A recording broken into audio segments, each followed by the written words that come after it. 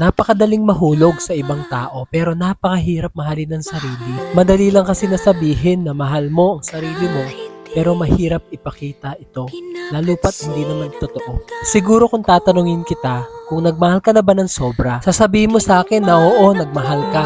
Nagmahal ka ng iba pero di sa sarili mo, di ba? Yan kasi ang hirap sa atin.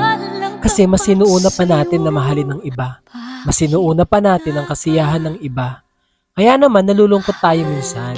Kasi yung tao na sobrang mahal natin ay nangiiwan lang din. Kaya sana naman bago ka magmahal ng iba, sarili mo muna ang mahalin mo.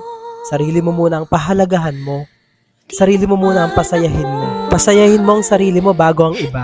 Kasi deserve mo rin na maging masaya. Deserve mo rin na mahalin ng sobra. Katulad sa kung paano mo mahalin ang iba. Hay, bakit nga ba love kita? Bakit nga ba mahal kita? Yan na lang ang tanong